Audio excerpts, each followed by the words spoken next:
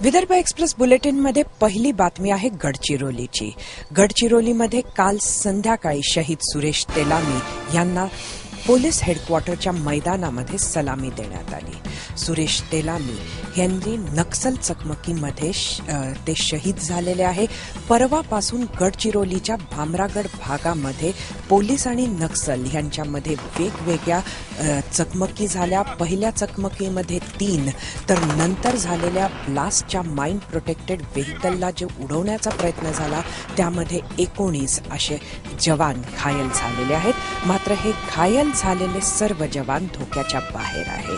शहीद सुरेश तेलामी यांना अखेरची सलामी देण्यासाठी गडचिरोली जिल्ह्याचे पालकमंत्री अंबरीश अत्राम हे हजर होते. मात्र अत्राम सोडले तर इतर कुठलेही आमदार, खासदार, त्याचबरोबर गृहराज्यमंत्री किंवा मग थेट गृहमंत्री म्हणजेच मुख्यमंत्री यापैकी कोणीही हजर नव्हतं. त्यामुळे हे जवान कोणासाठी लढतात, ज्या जनतेसाठी लढतात त्या जनतेच्या प्रतिनिधींना जर का एखाद्या शहीदाला अखेरचा निरोप द्यायला वेळ सुद्धा काढता येत नसेल तर खरंच ही अत्यंत दुर्दैवी बाब आहे. ही चर्चा लोकांमध्ये सुद्धा होती.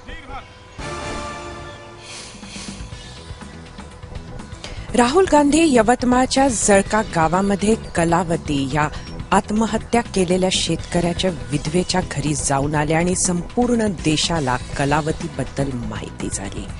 मात्र आज कलावतीने परत एकदा राहुल गांधी यांच्याकडे मागणी केलेली आहे. तिचं म्हणणं आहे की तिच्या 2 मुलांचं 12वीचं शिक्षण होऊन 2 वर्ष झाली, मात्र अजून त्यांना कुठलीही नोकरी नाही. जर का खरंच त्यांचं आयुष्य चांगलं जायचं असेल तर या मुलांना राहुल गांधी यांना नोकरी द्यावी. राहुल गांधी आले तेव्हा अनेक काँग्रेस नेत्यांनी माझ्या मुलांबाबत अनेक आश्वासनं दिली, मात्र आज ते माझा फोनही उचलत नाहीये असा आरोप सुद्धा कलावतीनं केला. कलावतीला 7 मुली आणि 2 मुलं आहेत. 7ही मुलींचं आज लग्न झालेलं आहे. मात्र त्यावेळेला ही सर्व मुलं जेव्हा राहुल गांधी तिच्या घरी आली होती त्यावेळेला अत्यंत छोटी होती. पुढची बातमी आहे नागपूरच्या भूमाफियाची. दिलीप ग्वालबंशी आणि त्यांच्या गँगच्या विरोधामध्ये पोलीस सध्या जबरदस्त मोहीम करत आहे आणि ह्या दरम्यान अनेक शेतकरी हे समोर आले आहे. शेतकऱ्यांच्या जमिनीला स्वतःकडे ठेवून त्यांना थोडं कर्ज देऊन मग त्यावर भरपूर व्याज घेऊन नंतर त्यांना जमीन वापस न करणं अशा पद्धतीची कामं या टोळीची असल्याचं समोर येत आहे. पोलिसांना काल या बाबतीत सुद्धा दिलीप ग्वालबंशी यांच्यावर गुन्हा नोंदवला आहे आणि त्याचबरोबर नागपूर जिल्ह्यातील इतर शेतकऱ्यांना सुद्धा आवाहन केलं आहे की इतर कोणालाही अशा पद्धतीच्या तक्रारी असतील तर त्यांनी न घाबरता समोर यावं. शेतकऱ्याला तूर खरेदी करताना जो काही त्रास होतो आहे त्यानंतर आता बातम्या येत आहेत तुरीच्या झालेल्या घोटाळ्याच्या सुद्धा. असाच एक घोटाळा झाला आहे बुलढाणा जिल्ह्याच्या शेगाव कृषी उत्पन्न बाजार समितीमध्ये. इथं कृषी उत्पन्न बाजार समितीच्या 2 संचालकांनीच व्यापाराबरोबर मिळून तुरीचा हा घोटाळा केलेला आहे.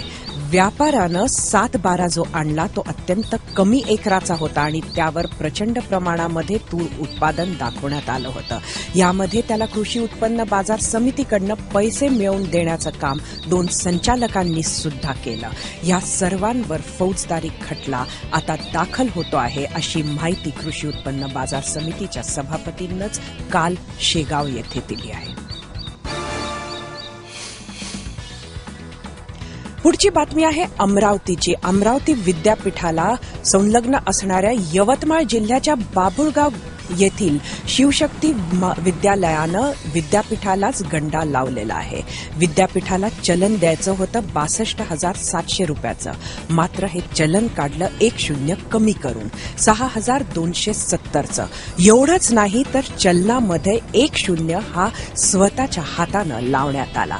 मात्र हा संपूर्ण घोटाळा उघडकीस आल्यानंतर अमरावती विद्यापीठानं 11 लाखाचा दंड हा या शिवशक्ती विद्यालयाला ठोठावला आहे. यवतमाळ जिल्ह्यामध्ये दारू विकण्यासाठी नवीन शक्कल लढवलेली काल आढळली. मात्र हा संपूर्ण प्लॅन फसला सुद्धा. शंकर पवार नावाचा हा व्यक्ती यवतमाळच्या बस स्थानकावर फिरत होता दारू विकण्यासाठी आणि त्यांनी कोणालाही ही दारू दिसू नये यासाठी अशा प्रकारचा शर्ट शिवला होता ज्याला सगळीकडनं खूप पाकिटं केली होती आणि प्रत्येक पॉकेटमध्ये त्यानं दारूची बाटली ठेवली होती. मात्र पोलिसांच्या हे लक्षात आलं आणि टोळी विरोधी पथकानं त्याला अटक केली आहे. यवतमाळमध्ये सध्या दारूबंदी करा म्हणून जोरदार मोहीम सुद्धा सुरू आहे. पुढची बातमी आहे परत अमरावतीची. अमरावती नरखेडवर धावणारी काचीकुडा एक्सप्रेसला काल अपघात होता होता टळला. ही एक्सप्रेस गाडी मोर्शीच्या पुढे आली होती जेव्हा इंजिन हे वरच्या इलेक्ट्रिक तारेला लागलं. ही तार इंजिनमध्ये गुंडाळून गेली आणि त्यामुळं इंजिन हे धावता धावता बंद पडलं.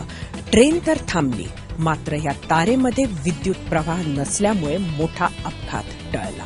ट्रेनमध्ये प्रवास करत असलेल्या एका इलेक्ट्रिशियनने ही तार बाजूला केली आणि 15 ते 20 मिनिटांनंतर ह्या ट्रेनचा प्रवास परत सुरू झाला. भंडारा जिल्ह्यामध्ये सुरू झाली आहे देशातील पहिली पोलीस आपल्या दारीची मोहीम. गावागावामध्ये तंटे असतात, मात्र पोलीस स्टेशनला जायचं म्हटलं की हे सर्व भांडणं गावातच धगधगत राहतात. त्याचबरोबर महिलांना जर का तक्रारी असतील तर पहिल्यांदा 100 वेळेला ते विचार करतात आणि त्यानंतरच पोलीस स्टेशनची पायरी चढतात. त्यामुळे भंडारा जिल्ह्याच्या अधीक्षक वनिता साहू यांनी एक वेगळंच पाऊल उचललं. लोक जर का पोलीस स्टेशनला येत नसतील तर पोलीस आपल्या दारी अशा पद्धतीची नवीन मोहीम त्यांनी इथं सुरू केली आहे. विदर्भ एक्सप्रेसमध्ये पुढची बातमी आहे अकोल्याची. आज अकोल्याच्या बाळापूर येथील उपविभागीय कार्यालयावर शिवसेनेचा मोर्चा आहे. शेतकऱ्यांच्या मागण्या घेऊन याला रुमणे मोर्चा असं म्हटलेलं आहे. रुमणे हे शेतामध्ये वापरल्या जाणारं एक लाकडी अवजार आहे आणि हे अवजार घेऊन शिवसैनिक आज या मोर्चा उपविभागीय कार्यालयावर घेऊन जाऊन धडकणार आहेत. स्वामीनाथन आयोगाच्या शिफारसी लागू करापासून तर संपूर्ण कर्जमाफी अशा अनेक मागण्या या मोर्चाच्या आहेत. खासदार अरविंद सावंत जे संपर्क प्रमुख सुद्धा आहेत ते या मोर्चाचे नेतृत्व करणार आहेत. आज मुख्यमंत्री देवेंद्र फडणवीस हे वर्धा जिल्ह्याला भेट देणार आहे. खास आर्वी तालुक्यामध्ये पाणी फाउंडेशनचं जे काम सुरू आहे त्याची पाहणी ते करणार आहेत. त्यानंतर सावंगी पोळ या गावामध्ये जलयुक्त शिवाराचं काम सुरू आहे आणि त्याची पाहणी सुद्धा ते करणार आहे. इथं मुख्यमंत्री हे श्रमदान सुद्धा करतील अशी माहिती हाती येते आहे. मात्र मुख्यमंत्र्यांच्या या भेटीच्या दरम्यान प्रहार सोशल फोरम आणि त्याचबरोबर शेतकरी संघटना हे त्यांना भेटण्याचा प्रयत्न करणार आहे. शेवटचा तुरीचा दाणा विकत घ्यावा आणि शेतकऱ्यांच्या इतर समस्या घेऊन मुख्यमंत्र्यांशी बोलण्याचा प्रयत्न या संघटना करणार आहेत.